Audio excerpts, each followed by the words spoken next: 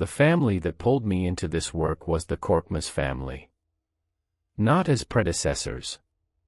Not as mentors. As the reason I couldn't stop. Let me write this now. The recovery log from the Zeitenbrunner collapse lists 9 survivors extracted over 4 days. The municipality confirmed 9. The hospital admitted 9. I pulled 11 people out of that rubble.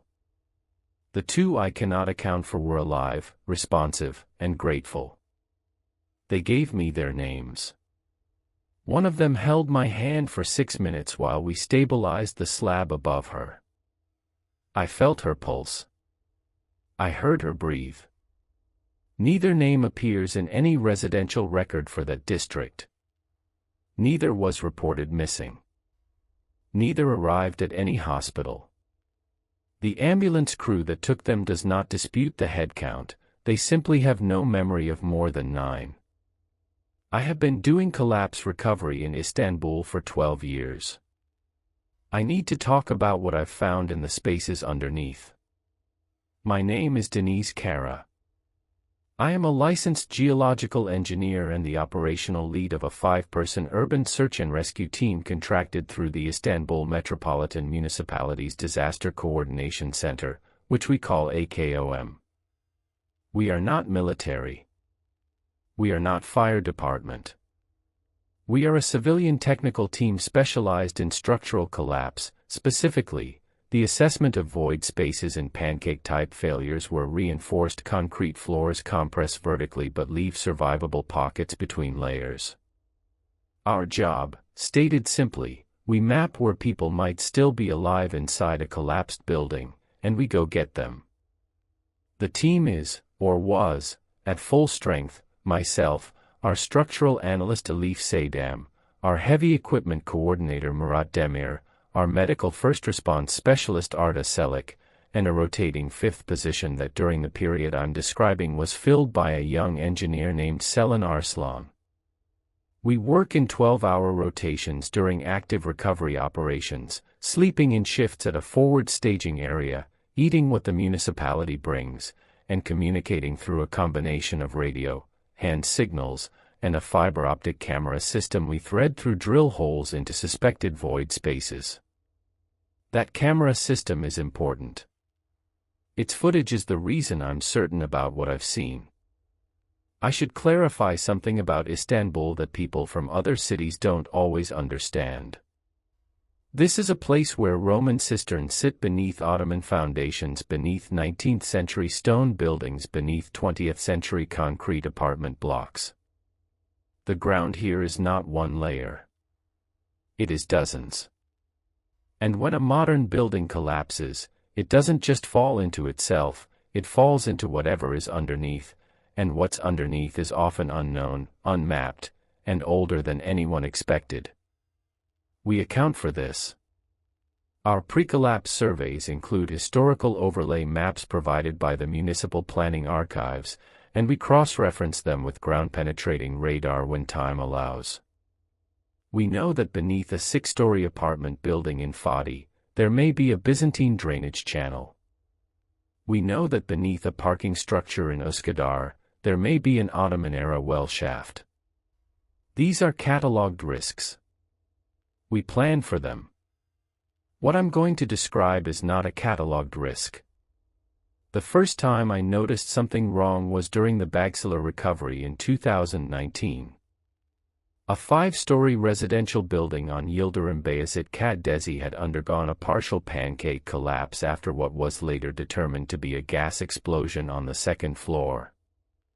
3 floors compressed into approximately 1.5 stories of rubble, with the ground floor and basement largely intact beneath the debris mass. 14 residents were unaccounted for. We arrived at hour 6. Elif's structural model predicted 4 survivable void spaces based on the floor plan geometry and the pattern of compression. We confirmed 3 within the first 2 hours using acoustic detection, tapping protocols where we strike the slab surface and listen for responsive tapping from below. Standard procedure. The fourth predicted void was in the northeast corner of the original third floor, now compressed to roughly 40 centimeters of clearance according to a Leaf's model. We drilled a 50mm bore hole and threaded the camera. The image we got made no sense. Instead of the compressed residential space we expected, crushed furniture, deformed rebar, concrete dust, the things you always see, the camera showed open air. Not a void pocket. An open vertical space extending downward beyond the camera's illumination range, which is approximately 12 meters. Murat assumed we'd punched into a well shaft or cistern. This happens. I noted it in the log and we redirected the bore to a different angle.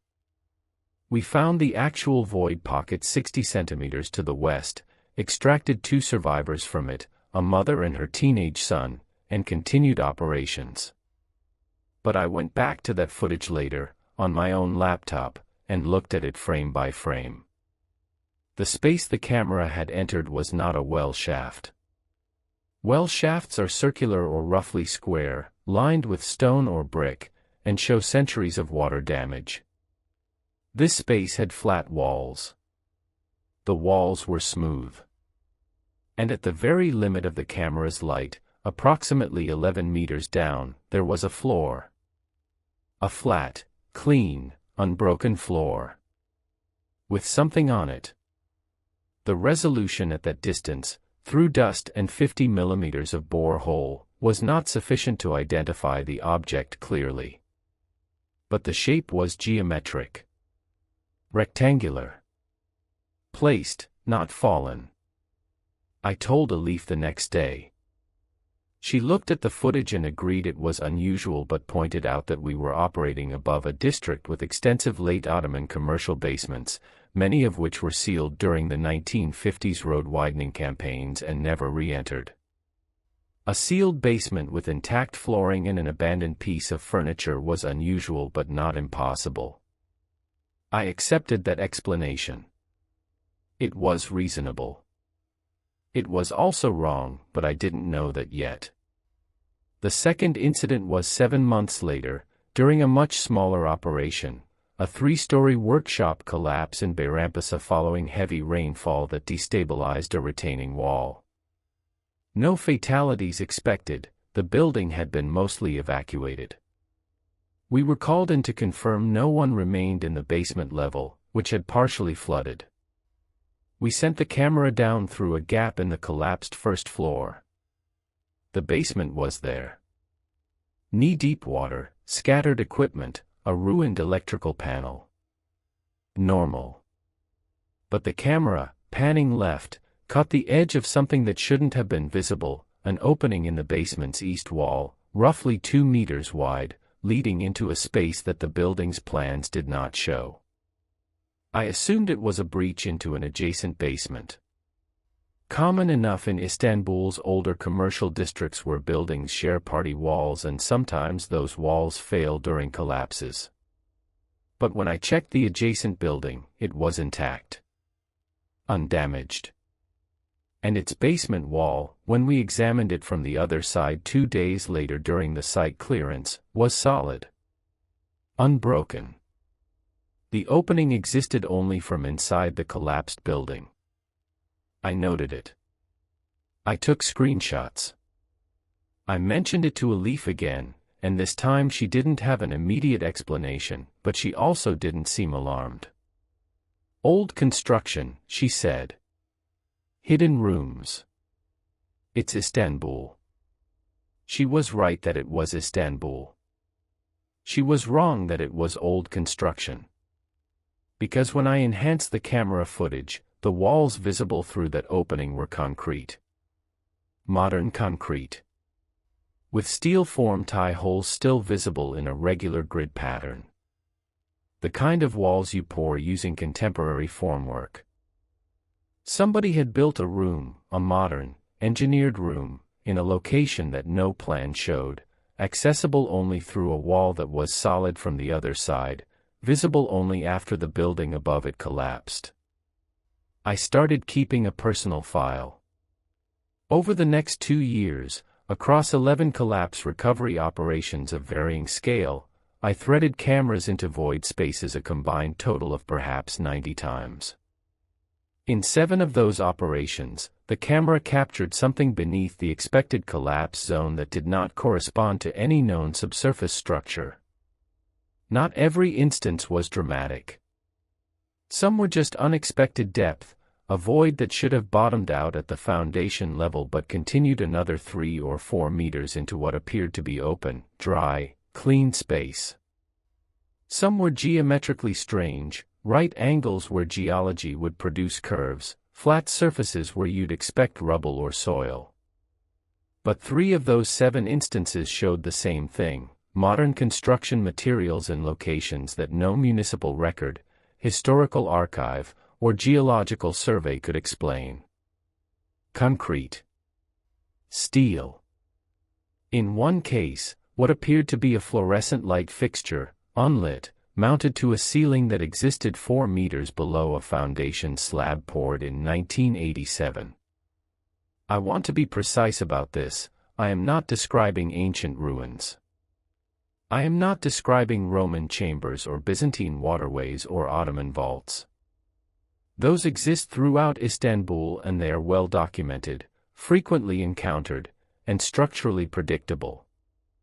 What I found beneath these collapsed buildings was new. Contemporary. Built with materials and techniques from the last 30 or 40 years. Built, as far as I could determine, by no one.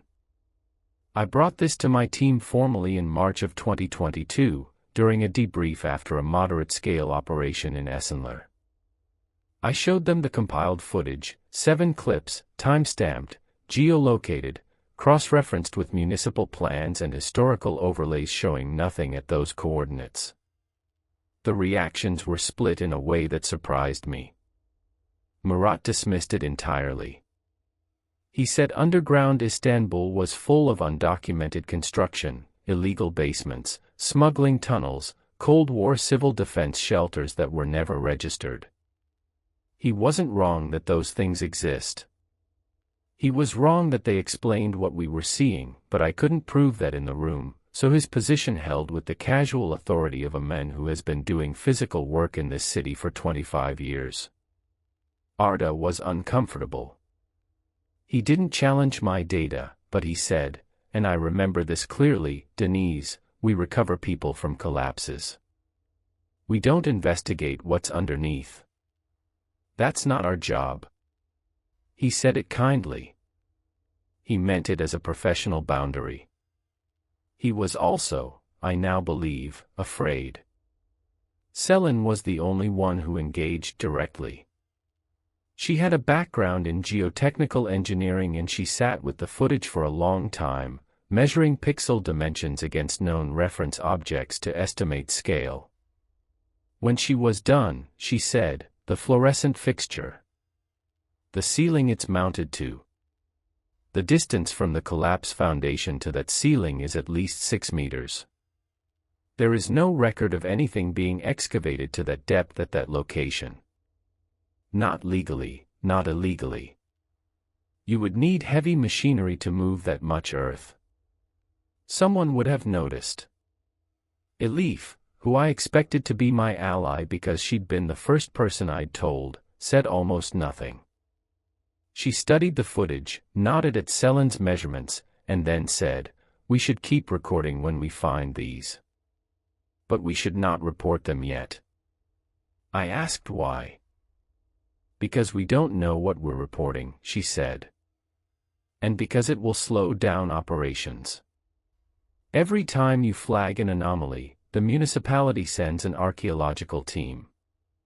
They put a hold on demolition and clearance. That hold delays reconstruction permits. People whose homes collapsed end up living in temporary housing for an extra 3 months because we found something interesting underground." She wasn't wrong about the bureaucratic consequences. She was wrong about the reason to stay quiet, but the practical argument was strong enough that I agreed to continue documenting without filing formal reports. That was my mistake. Not because reporting would have changed anything, I now believe it wouldn't have, but because staying quiet normalized what we were seeing. It became a known feature of our work. We drill. Sometimes we find something strange underneath. We note it. We move on. We save people. That's our job. The normalization is what allowed things to escalate without any of us adjusting our sense of danger. In September of 2022, we were deployed to a significant collapse in Zitenbernu, the one I mentioned at the beginning. A 6-story residential building, approximately 40 units, full pancake failure following what seismologists later classified as a localized ground settlement event. Not an earthquake. Not an explosion. The ground beneath the building simply subsided, and the structure dropped vertically into itself. 11 confirmed residents trapped. We worked around the clock for the first 48 hours. The operation went well, meaning people came out alive, which is the only metric that matters. By hour 16, we had extracted 5 survivors from upper-level void pockets. By hour 30, we had located 3 more using acoustic detection in the lower compressed zone. Arda's medical triage was flawless. Murat's crane work was precise and fast. It was during the lower-level extractions that things changed. We drilled an access bore into a predicted void space on what had been the second floor, now compressed to basement depth. The camera showed a woman, alive, conscious, lying on her side in a pocket roughly 60 centimeters high. She was looking directly at the camera light. She was calm. I spoke to her through the borehole. Her name, she said, was Hand. She told me she could breathe, that she was not bleeding, that she could feel her legs. She asked how long she had been down there. I told her, approximately 32 hours. She said, "That's not right." I assumed confusion. Disorientation after extended entrapment is universal. People lose time. They hallucinate. They become convinced days have passed when it's been hours, or vice versa. I reassured her and told her we would have her out within 2 hours. It took us 3. The slab geometry required a lateral approach that a leaf designed on-site, cutting through a load-bearing wall fragment to create a crawl path to Hand's void pocket. I went in myself. I am the smallest on the team and the best in confined space. When I reached her, she was sitting up. The pocket was barely large enough, but she had shifted to an upright position with her back against a tilted slab. She was dusty, dehydrated, remarkably composed. And she was not alone. There was a man in the pocket with her. He was sitting roughly 2 meters to her left, in a section of the void that our camera had not been able to image because of an intervening piece of debris. He was also conscious, also calm. "This is Ferret," Hand said. He came up from below. I want to explain what that statement means in context. The void pocket they occupied was bounded on all sides by compressed concrete. Below them was the original foundation slab of the building, which our ground-penetrating radar had confirmed as intact. There was no below for anyone to come from. I extracted them both. Hand first, then Ferret. He was cooperative, quiet, and physically unremarkable, a man in his 40s, average build, wearing clothes that were dusty but not torn. He had no visible injuries. His hands were clean. His hands were clean. I noticed this as I guided him through the crawl path to the surface. Everyone we pull out of a collapse has abraded hands. Concrete dust and fractite get into every crease and cut. Fingernails are packed with powder. Skin is raw. It's universal, and in 12 years, I have never seen an exception. Ferret's hands were smooth and unmarked. On the surface, Arda triaged them both. Hand was transported to Baxiller Training Hospital.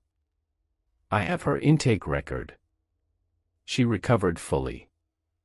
Ferret was taken by a different ambulance. I saw him loaded. I confirmed with the paramedic crew. I noted the vehicle number. He does not appear in any hospital admission record for that day. The ambulance crew, when I contacted them a week later through ACOM's dispatch liaison, recalled the call and the address but could not confirm the number of patients they transported. Might have been one, might have been two. It was a heavy day, the senior paramedic told me. There were 9 survivors officially listed from the Zeitenberner collapse. I extracted 11. The discrepancy of 2, Ferret and one other person I will describe shortly, has never been resolved. I need to talk about what Hand told me before she was transported. While Arda was stabilizing her on the stretcher, she gripped my sleeve, not desperately, but deliberately, the way you hold someone's arm when you want them to listen carefully. She said, "The space under the building. Where Ferret was. It's not a basement. There are rooms down there. Many rooms. They're clean. Someone maintains them." I told her she had been under extreme stress and that her memory of the entrapment would clarify with rest. This is what we're trained to say. She shook her head. I could see through a gap in the floor. After the collapse, when the slab cracked. The lights were on down there, Denise. Fluorescent lights. On a timer, maybe, they went off and came back on once while I was watching. And there were doors. Interior doors, like in an apartment. Closed. Ferret came through one of them, through the crack in the slab, up into where I was. Then Arda moved her to the ambulance and she was gone. I went back into the collapse that evening, alone, which is a violation of every protocol I enforce on my own team. I brought the camera. The foundation slab beneath Hand's void pocket was cracked. She was right about that. A fracture roughly 20 centimeters wide ran diagonally across approximately 4 meters of exposed slab surface. I threaded the camera through. The space below was lit. Fluorescent tubes, ceiling mounted, in a standard residential configuration, the kind you'd see in any Istanbul apartment's kitchen or hallway. The light was on. The floor below the slab was tiled. White tile, clean, uncracked. The walls were plastered and painted a pale yellow. There was a doorway visible at the far end of the camera's range. A standard interior door, wooden, painted white. Closed. The camera's timestamp read 21:47, September 14, 2022. At 21:49, the door opened. No one came through it. It simply opened, inward, slowly, the way a door opens when a draft catches it. Beyond the door was a hallway. Also lit. Also tiled. At 21:51, the lights in the space went off. The camera showed total darkness for 14 seconds. When the lights came back on, the door was closed again. That footage is on my personal hard drive. I have watched it perhaps 40 times. The file metadata is intact, the timestamps are consistent, and the camera's internal diagnostics show no malfunction. I told Elif. I showed her the footage in my apartment the following evening. She watched it 3 times without speaking. Then she asked me a question I was not expecting. How many collapses have you documented the subsurface anomalies in? I told her, 7 confirmed, over 2.5 years, plus this one. Plot them on a map, she said. I already had. I pulled it up on my laptop. 8 collapses, distributed across 5 different Istanbul districts: Bagsalar, Bayrampaşa, Esenler, Gaziosmanpaşa, Zeytinburnu. All on the European side. All in districts with high-density concrete residential construction from the 1970s through 1990s. All in buildings that had been flagged at some point for structural risk but never condemned. Elif looked at the map for a long time. "They're connected," she said. I asked what she meant. She took a pen and drew lines between the 8 points on the screen, then measured the distances. The average distance between adjacent collapse sites was 2.3 kilometers. The maximum was 4.1. The minimum was 900 meters. If these underground spaces are all at similar depth, 6 to 10 meters below foundation level, based on your camera estimates, and if they're all modern construction with consistent finishes, then they're not isolated rooms. They're a system. Like a floor plan. Distributed across the district.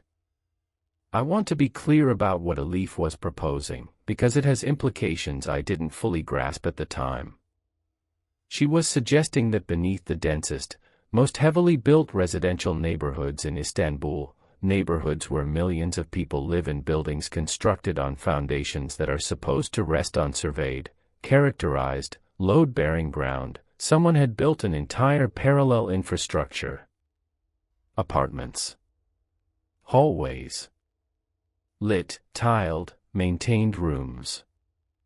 And that the only way anyone had ever seen them was when the buildings above them fell down. The implication that neither of us said out loud, the ground those buildings were resting on was not what the geological surveys said it was. The buildings were not founded on consolidated fill or natural clay or bedrock. They were founded on the ceilings of rooms. And ceilings, unlike geology, have load limits. The subsidence, I said. Elif nodded. The Zeytinburnu building didn't collapse because of a seismic event or structural failure. It collapsed because the ceiling below it gave way. I didn't sleep that night. I pulled every available geological survey for the 5 districts, municipal records, university research archives, private geotechnical reports filed with building permits. I cross-referenced them with our 8 anomaly sites. Every single site had a clean geological survey on file. Every one showed solid ground.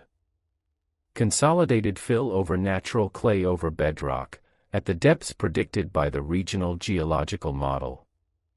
No voids. No anomalies. No substructures. Either every geological survey for those sites was wrong, or every geological survey for those sites was falsified. Selin helped me with the next part.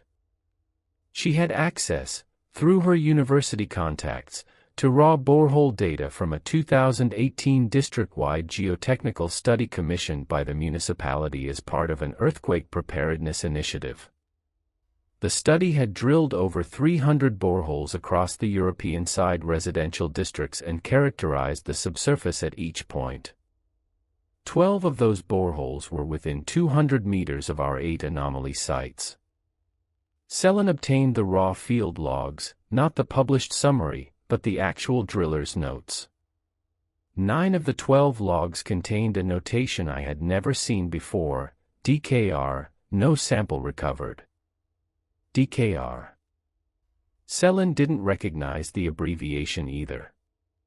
It wasn't standard geotechnical terminology. She asked her faculty advisor, who had participated in the 2018 study. He said he didn't recall it. She asked the drilling contractor's field supervisor, who had retired but was reachable by phone. He remembered. Düzey karşılık reddedildi, he said. Vertical response refused. It meant the drill had passed through a void, open air, at a depth where solid ground should have been. The bit dropped freely, no resistance, no sample. It happened sometimes with old cisterns or unmapped utility tunnels. The protocol, he said, was to note it, withdraw the drill, offset 20 centimeters, and drill again. If the second bore hit solid ground, you logged the first one as a localized anomaly and moved on. Selin asked if the second bores had hit solid ground. Always, he said. Every time. 20 centimeters over and it was solid clay all the way down. Like the void wasn't there. A void that is present at one point and absent 20 centimeters away is not a geological feature. Geology doesn't work that way. Natural voids, karst dissolution, root channels, animal burrows, have irregular boundaries, but they don't vanish completely within a hand span. An engineered space with a defined wall edge does. DKR appeared 9 times across 5 districts. The published geotechnical study mentioned none of them. I made a decision at this point that I want to be honest about, because it shaped everything that followed. I did not report any of this to AKOM. I did not contact the municipality. I did not file a geological hazard notice, which is something I am legally authorized and professionally obligated to do when I identify subsurface conditions that may affect structural safety. My reason was not Elif's reason. She had wanted to avoid bureaucratic delay. My reason was different. I was afraid that if I reported it, someone would come and fill the spaces in. Seal them. Pump them full of concrete. Destroy them before I understood what they were. I am not proud of this. The ethical weight of it sits on me permanently. If those spaces are structurally compromising the buildings above them, and I believe they are, then my silence has a body count that I may never be able to calculate. But I need you to understand, I had seen a door open. I had seen lights on a timer. I had seen a man come up out of a space that should not exist, with clean hands and no explanation, and then vanish from every institutional record as though he had never been there. I was not ready to let someone fill that in with concrete. In November of 2022, Selin and I attempted a direct access. We identified a building in Gazios Mampasa that had partially collapsed 6 months earlier and was still standing in a fence demolition pending state. Our camera survey during the original recovery had shown one of the anomalous subsurface spaces through a foundation crack. The building was unoccupied, the demolition contract was stalled in a permit dispute, and the site security was a chain-link fence with a padlock. We went at night. Selin brought survey equipment, a laser distance meter, a thermal camera, a handheld air quality monitor. I brought rope, harness, and the fiber optic camera. The foundation crack was still accessible through the building's collapsed eastern section. It had widened slightly since September, now roughly 30 centimeters across, enough for a person to fit through with effort. Selin lowered the camera first. The space below was dark this time. No fluorescent lights. But the thermal camera showed a consistent ambient temperature of 18 degrees Celsius, stable, climate-controlled, significantly warmer than the 9 degrees Celsius surface temperature that November night. I went through the crack. The drop was approximately 4 meters. I descended on the rope with Selin belaying from above. My headlamp illuminated the space as I came down. It was an apartment.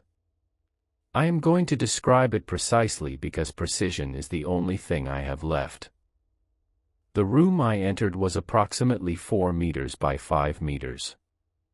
The floor was ceramic tile, white, machine cut, standard 30 by 30 centimeter format, grouted cleanly.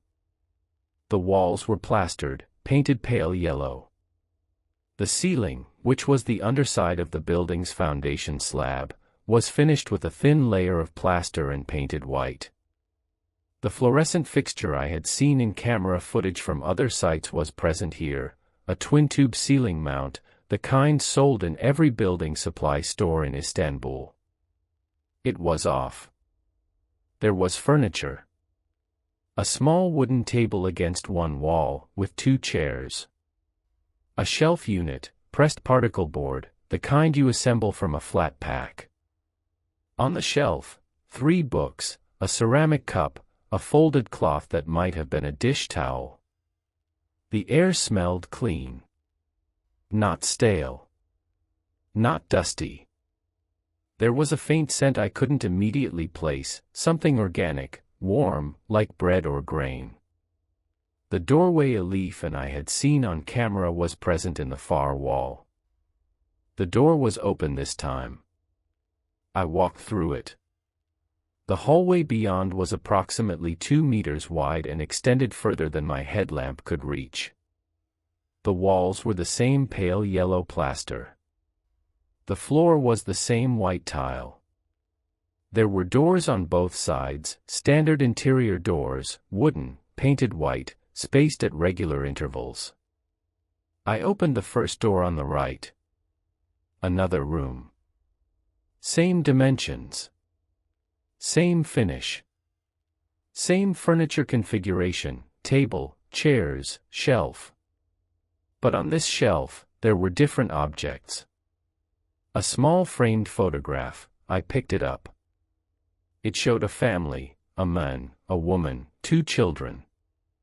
They were standing in front of a building I didn't recognize, squinting in sunlight, the father's hand on the older child's shoulder. The photograph was recent.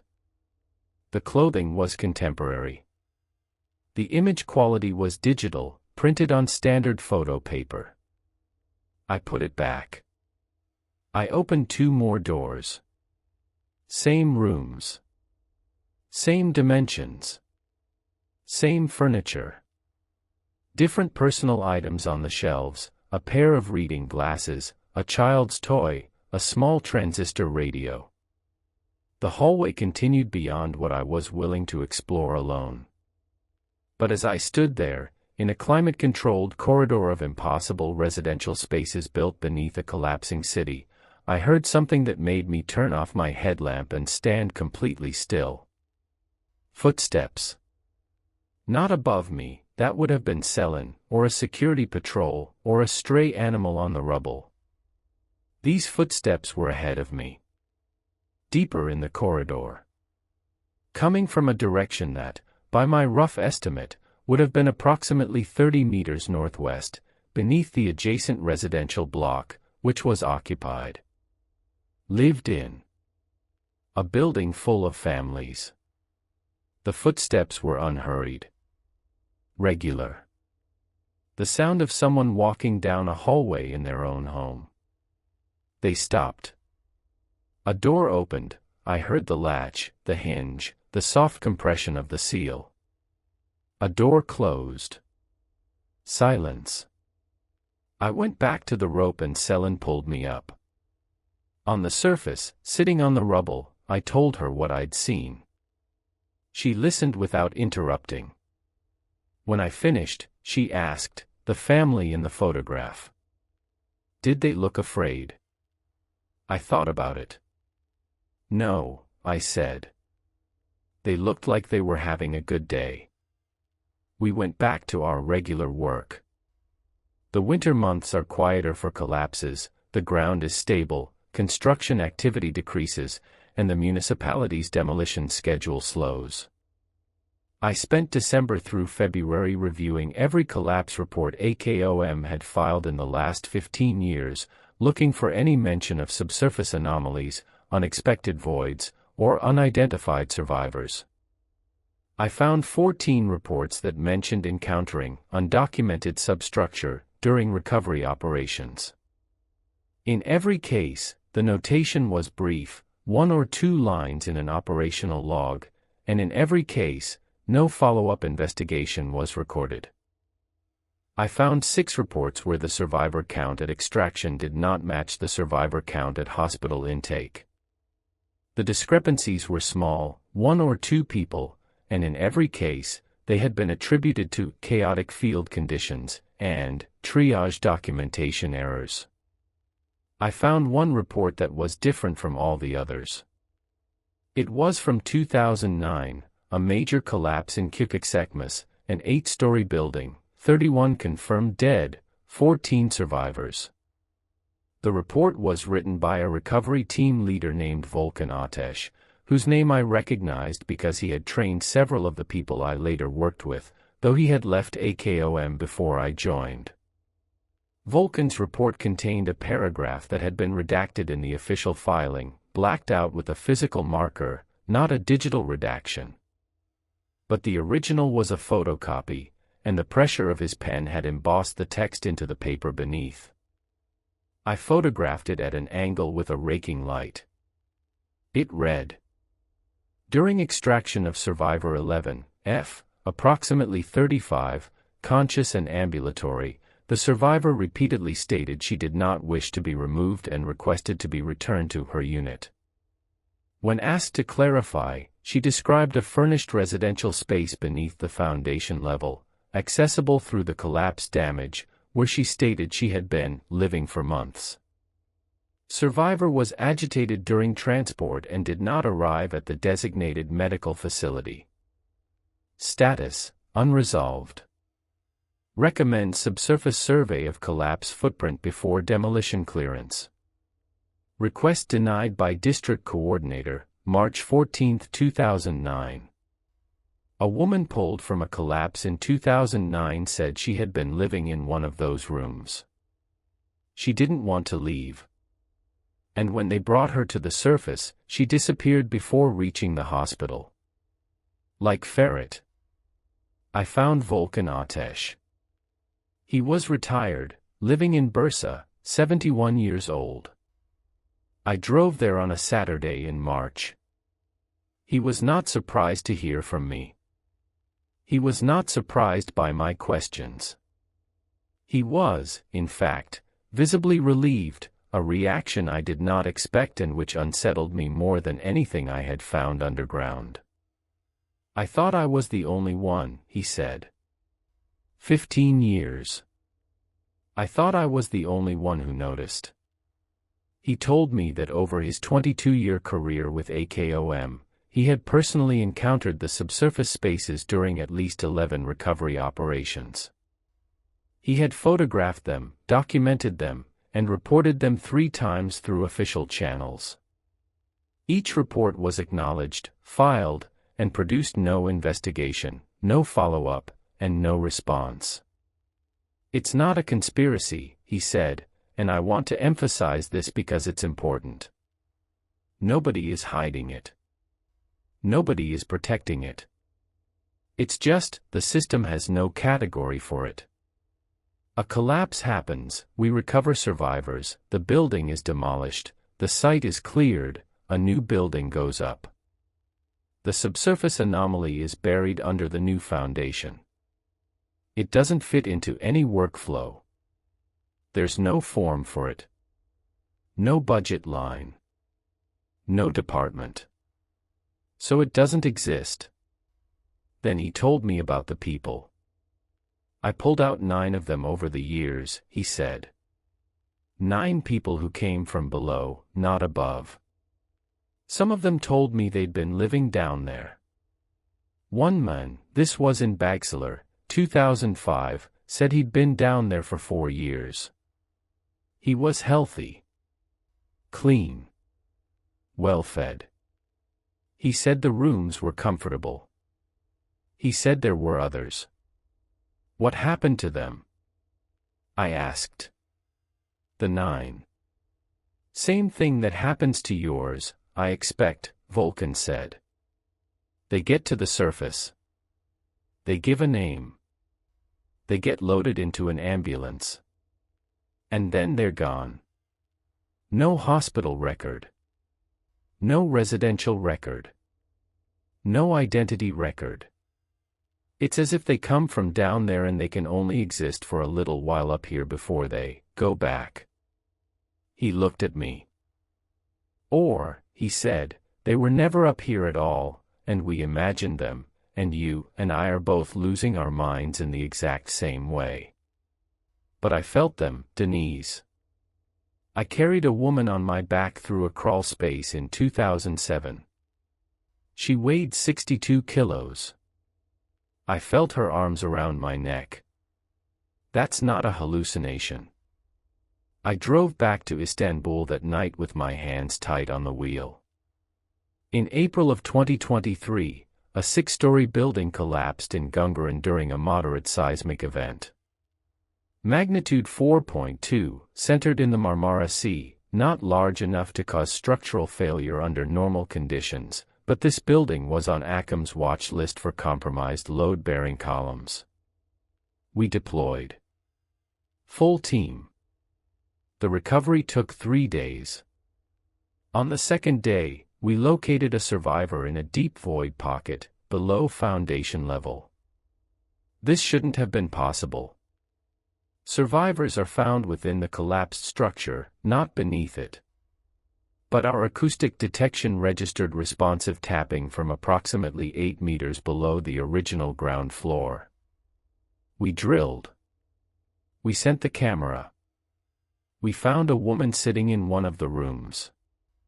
She was sitting at the table, in one of the 2 chairs. She was reading a book.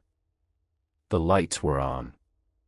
She looked up at the camera with an expression I will never be able to fully convey, not fear, not surprise, but mild inconvenience, the look of someone interrupted during a quiet evening at home. I sent Selin down on the rope. I watched on the camera as Selin entered the room, spoke to the woman, and helped her into the harness. The woman was cooperative but unhurried. She packed the book into a small bag before she agreed to ascend. On the surface, she told Arda her name was Sevgi. She was approximately 60 years old, in good health, wearing clean house clothes, slippers, a cardigan, loose pants. She smelled faintly of the same warm, grain-like scent I had noticed underground. She said, "You didn't need to come for me. The shaking didn't reach us." Arda asked her how long she had been underground. "I'm not underground," she said. "I'm home." She was transported by ambulance. She did not arrive at the hospital. That night, after the operation stood down, I gathered the full team in the staging area and told them everything. The compiled footage. The DKR data. Volkan Ateş. The woman who didn't want to leave in 2009. Ferit's clean hands. Sevgi's book. Murat listened to all of it and then got up and left without speaking. He transferred to a different team the following week.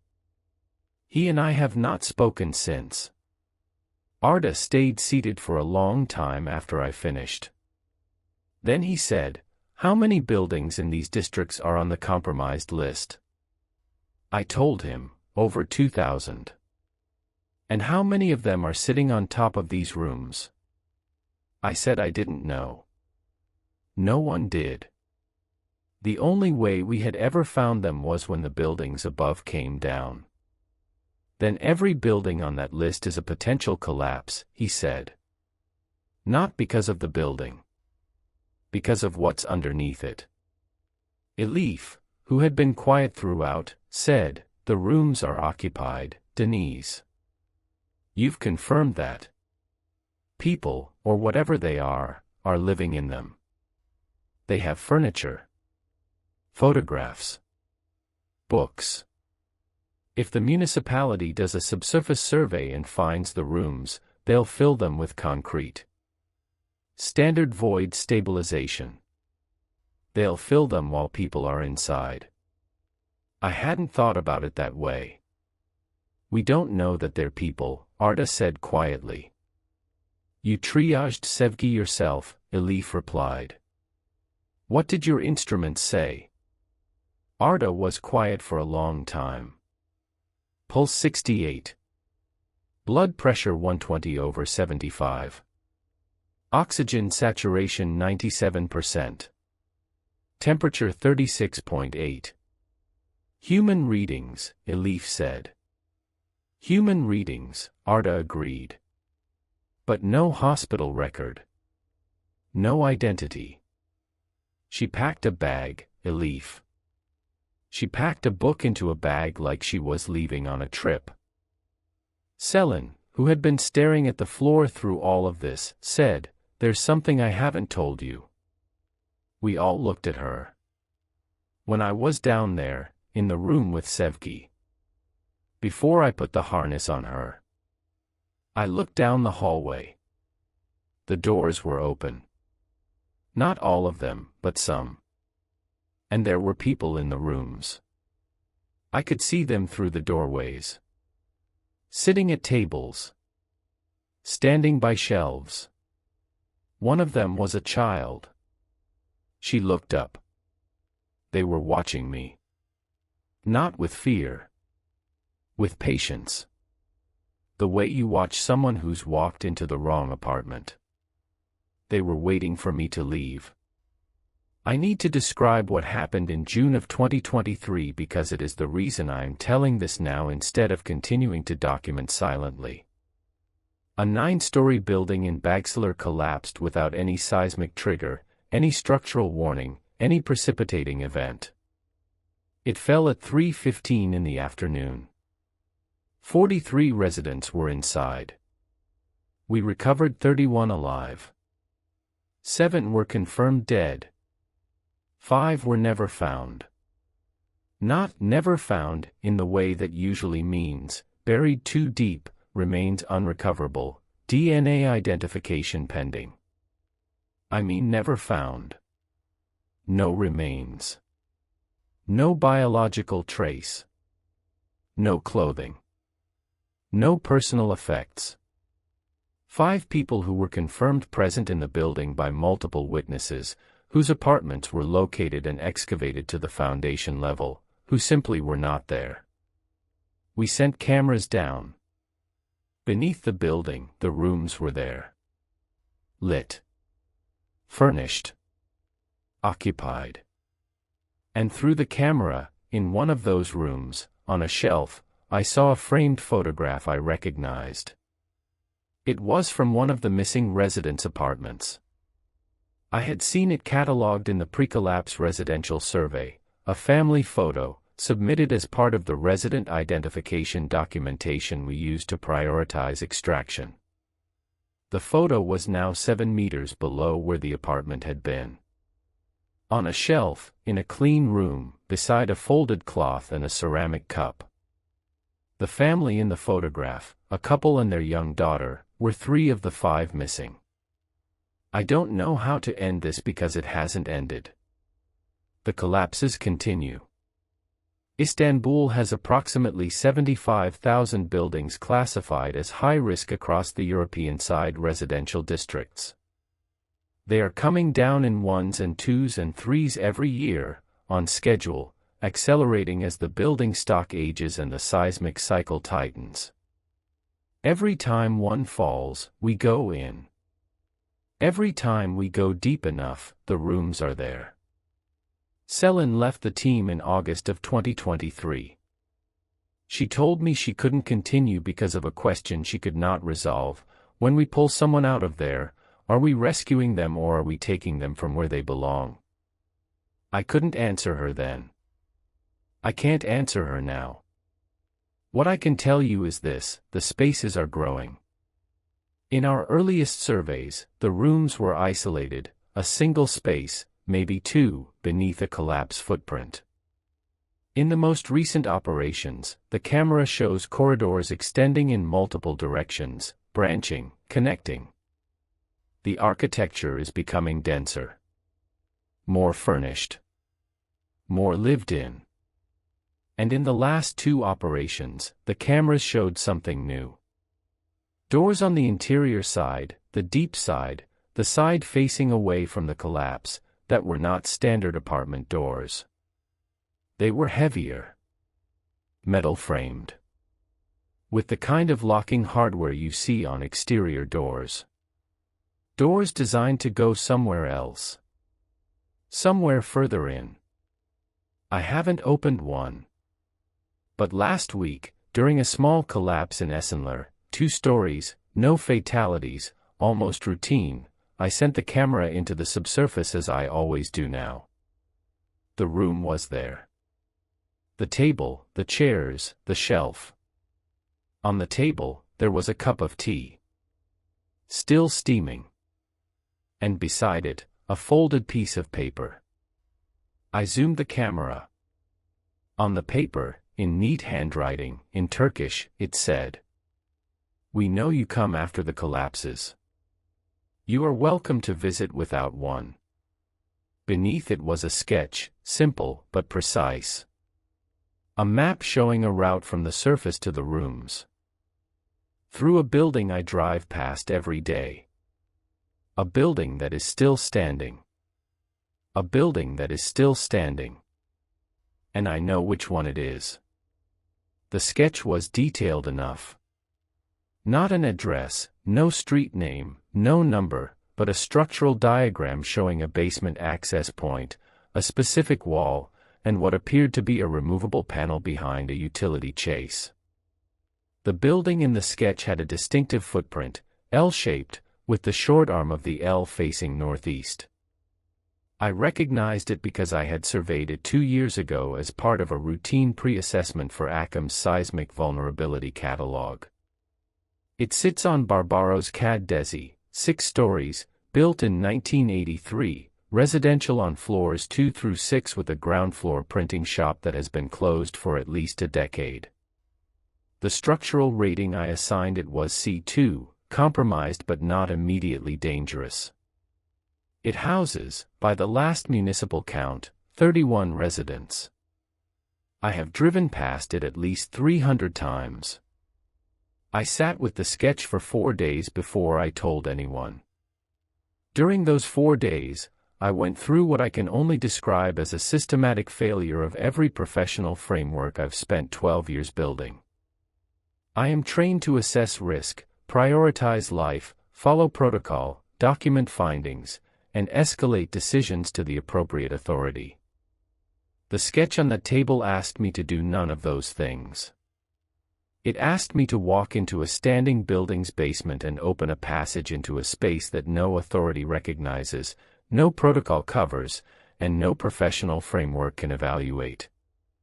And I wanted to. That wanting is what scared me more than anything I'd found underground. I showed the sketch to Elif on a Wednesday evening at her apartment. I did not show it to Arda. This was a deliberate choice. Arda's reaction to the Gungarin operation had been clinical and measured, but I had seen him afterward, sitting alone in the equipment van, holding his stethoscope in both hands, turning it over and over like a rosary. Whatever Sevgi's vital signs had meant to him, they had not settled. I didn't think he could absorb this next piece and continue to function in the field, and I needed him functional because we had 2 active collapse sites pending assessment. Elif studied the sketch for a long time. She overlaid it on the municipal plan for the Barbaros Cad Desi building, which I had brought. The alignment was exact. Whoever had drawn it knew the building's internal layout, not the public-facing layout from the permit filing, but the actual current layout, including a partition wall on the basement level that had been added without permit in what I estimated was the late 1990s. That partition does not appear on any official document. You would only know it was there if you had physically been inside the basement. When was the last time you were in that basement? Elif asked. October 2021. The pre-assessment survey. Did you see anything unusual? No. Standard residential basement. Storage cages, utility meters, a decommissioned boiler. The unpermitted partition was the only notable feature, and I flagged it in my report as a minor code violation. And behind the partition? I didn't go behind it. It wasn't relevant to the structural assessment. Elif set the sketch down on her kitchen table and pressed her palms flat against the surface, the way she does when she's running structural calculations in her head. I have seen her stand that way for minutes at a time on an active site before announcing a slab angle or a load path with decimal precision. "The invitation is wrong," she said. I waited. "Everything we've documented, every subsurface access we've confirmed, has been through collapse damage. Cracks. Failures. The rooms become visible when something breaks above them. That's not an invitation. That's an exposure. Like finding a basement after a demolition. But this," she tapped the sketch, "this is a door. An intentional door, in an intact building, that someone built and someone maintains and someone is now telling you to use. Yes. A door implies traffic. Regular use. People going in and out. Yes. Through a residential building's basement." I understood what she was asking. If the rooms below were accessible through intact buildings, not only through collapses, then the people we'd been finding underground weren't trapped by structural failures. They were residents. The collapses weren't exposing a hidden space. The collapses were damaging a neighborhood. "Elif," I said. "The woman in 2009. Vulcan's survivor. She said she'd been living down there for months." Sevgi said, "I'm home." Ferret came up through a crack with clean hands. None of them wanted to be extracted.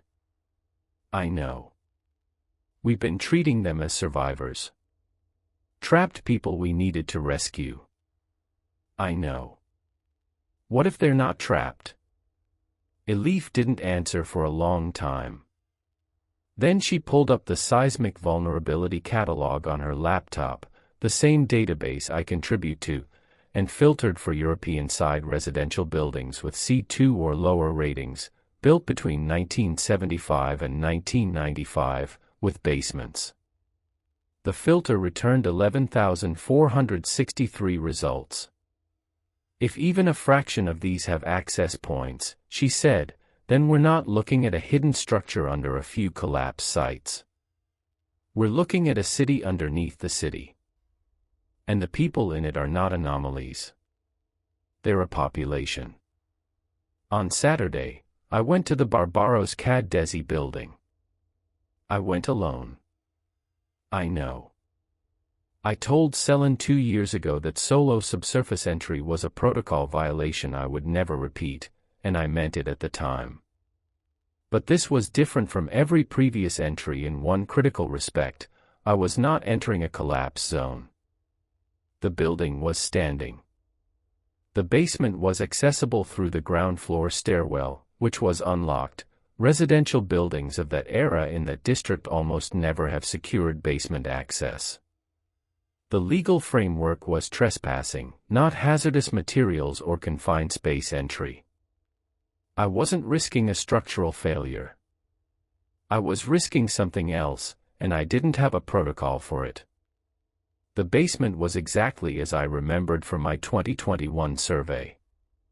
Concrete floor, caged storage units, utility meters along the south wall, the decommissioned boiler in the northwest corner.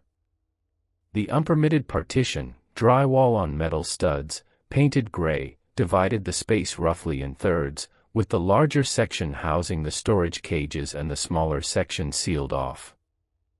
I hadn't entered it before because it hadn't been relevant. I had a pry bar.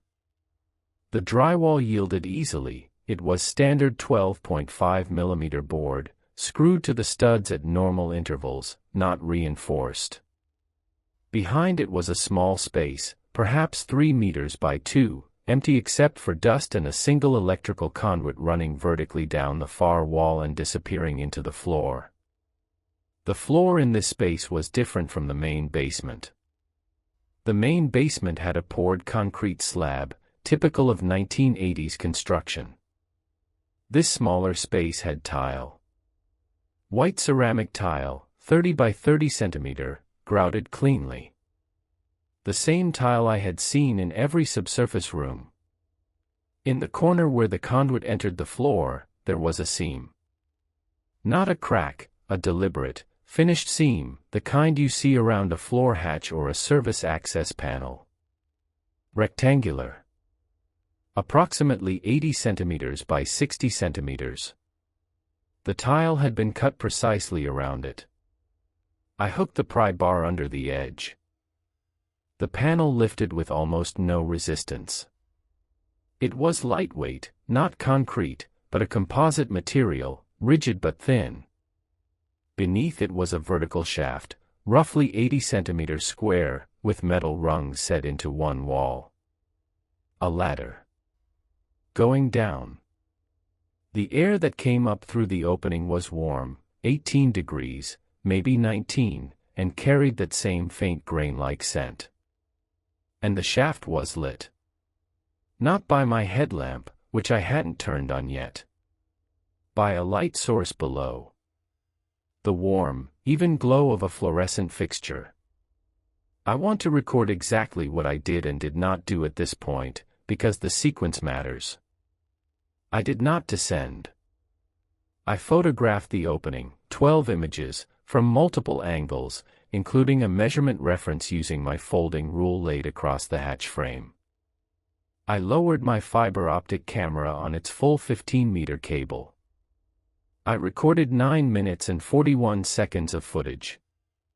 Then I replaced the panel, repositioned the drywall as closely as I could to its original state, and left the building. The footage from the shaft camera shows the following. The ladder descends approximately 6 meters, consistent with the depth estimates from our collapse access surveys. At the bottom is a landing, roughly 2 meters square, with the same white tile and pale yellow walls. A single interior door leads off the landing to the south. The door was open. Beyond it, a corridor. Lit. Tiled. Doors on both sides, some open, some closed. The camera's 15-meter cable allowed me to see approximately 9 meters down the corridor from the base of the shaft. In the third doorway on the left, a woman was standing. She was facing the corridor, facing, essentially, the camera. She was middle-aged, wearing house clothes, and she was holding a watering can. Behind her, partially visible through the doorway, I could see a shelf with a potted plant on it. She looked at the camera. She did not react with surprise or alarm. She set the watering can down, walked to the doorway's threshold, and raised one hand. She waved. A small, casual wave. The kind you give a neighbor you see every morning. Then she stepped back into the room and partially closed the door, not all the way. She left it open a few centimeters. The way you leave a door when you're home and you don't mind visitors but you're not actively expecting one. That gesture destroyed something in me that I have not been able to rebuild. Because it was ordinary. Completely, mundanely, impossibly ordinary. A woman watering a plant in her apartment, waving at someone in the hallway. I have seen that gesture 10,000 times in the buildings I survey, the neighborhoods I work in, the city I live in. It is the most basic unit of human domesticity, someone at home, comfortable, going about their evening. And it was happening 7 meters below the foundation of a building whose residents have no idea it exists, in a space that is not on any map, built by no known entity, populated by people who dissolve from institutional record when brought to the surface. I shared the footage with Alif and Arda the following Monday. Arda watched it twice. He did not turn the stethoscope in his hands this time. Instead, he sat very still, and when the woman waved, he made a sound, not a word, just a small exhalation, the kind of breath you let out when something you've been holding tightly finally slips free. "She's not suffering," he said. "No," I agreed. "She's not a victim." "No." "Then what are we?" The question was directed at me, but it wasn't really about me. It was about our function. Our team exists to rescue people from structural collapses. Our entire professional identity, our training, our protocols, our equipment, our institutional authorization, all of it is built on the premise that people trapped underground need to be brought to the surface. That the surface is where people belong. Arda was asking whether that premise holds when the people underground don't agree with it. I've thought about this every day since, and I have reached a conclusion that I cannot professionally endorse but that I believe is accurate. We have been misclassifying these encounters from the beginning. Every time we pulled someone from below a collapse and they disappeared from the record, Ferret, the 2009 woman, Sevgi, others I haven't described, we treated the disappearance as the anomaly. The strange part. The thing that needed explaining. But the disappearance isn't the anomaly. The extraction is. We reached into a space where people were living, comfortably, voluntarily, domestically, and we pulled them out because our training told us that anyone found underground during a collapse must be a victim. They weren't victims. They were interrupted. And the institutional system, by failing to record them at hospitals, by losing their ambulance manifests, by producing no identity matches, the system wasn't malfunctioning. It was correctly identifying that these people did not belong in its records. They belonged somewhere else. Below. In July, I made one more visit to the Barbaros Caddesi shaft. This time I brought a leaf. We descended together. I will not describe everything we saw during the 40 minutes we spent below, because some of it I am still processing and some of it I do not think I can render accurately in language. But I will describe three things. First, the scale. From the base of the shaft, we followed the main corridor south for approximately 120 meters. At that distance, we had passed 46 doors, 23 on each side, evenly spaced. The corridor continued beyond where we turned back. At one point, a perpendicular corridor branched east, and looking down it, I could see it extending at least another 60 or 70 meters with the same door spacing. The lighting was consistent throughout, fluorescent ceiling fixtures, all operational, producing that same even, warm glow. Conservative estimate, we were walking through a residential structure with at least 100 individual units, extending beneath multiple city blocks, at a depth of 6 to 8 meters below the surface. Second, the occupants. We saw 11 people during our 40-minute survey. Most were inside their rooms, visible through open or partially open doors.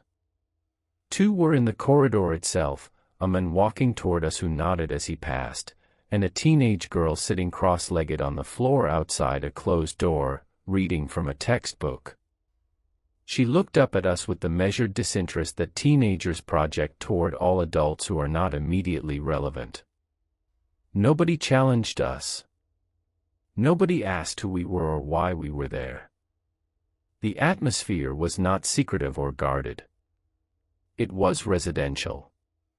Domestic. Quiet the way an apartment building is quiet on a weekday afternoon when most people are home doing unremarkable things. Third, the deeper doors. At the far end of our traverse, the corridor terminated at one of the heavy metal framed doors I had seen on camera footage, the exterior grade doors that I mentioned earlier. This one was closed but not locked. The handle was a standard commercial lever type. On the door, at eye level, someone had affixed a small printed label. It read, in Turkish, KAT-2. Level -2. We were on level -1. I did not open that door either. But I pressed my ear against it, and through the metal I could hear, faintly, distantly, but unmistakably, the sound of more than one voice. Not words I could make out. Just the ambient murmur of people. The collective hum of occupied space. The sound a building makes when it is full of residents going about their lives. It sounded like an apartment building sounds if you stand in the stairwell and just listen. We ascended. Replaced the panel. Left. 1 week later, on July 19, 2023, the building at 14 Barbaros Caddesi was added to ACM's emergency demolition list following a routine inspection that found critical column deterioration on the ground floor. The 31 residents were evacuated. Demolition was scheduled for August. The official inspection was not conducted by my team. It was conducted by a municipal structural engineer I have never met, acting on a referral I cannot trace to any specific complaint or scheduled review. The timing, 1 week after relief and I descended through the basement, could be coincidence. I do not believe it is coincidence.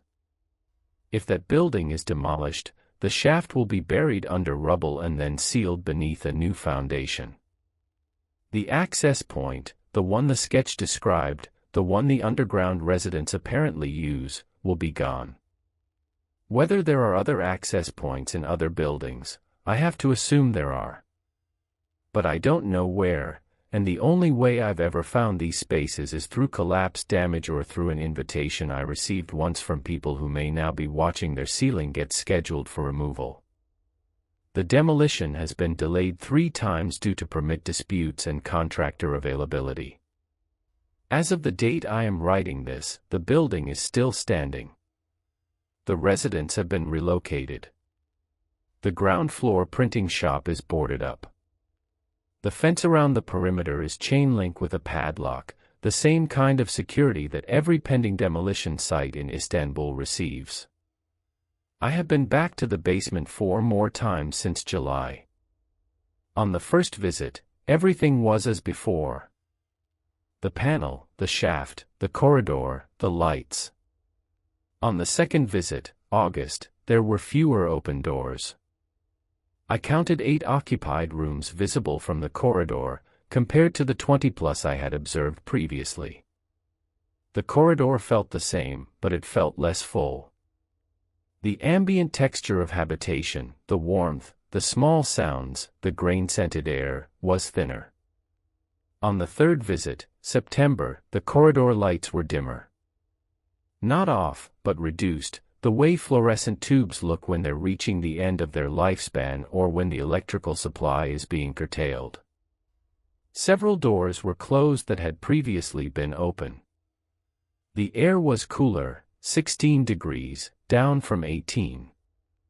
I found a note on the table in the first room, the one I'd entered originally through the Gazios Mampasa collapse.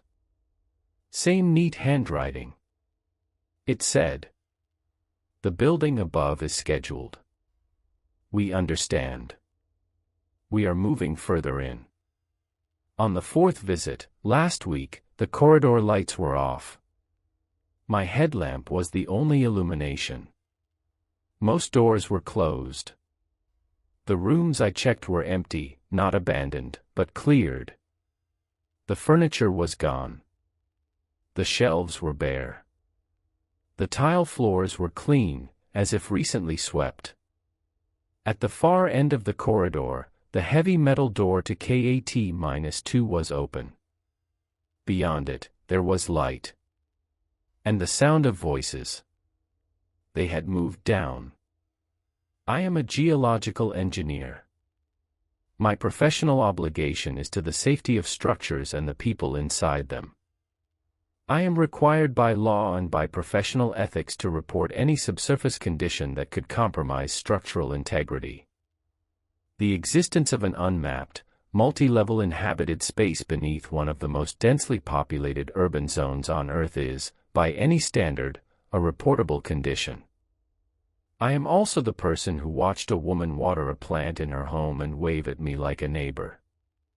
Here is what I know, and here is what I do not know, and the space between them is where I live now.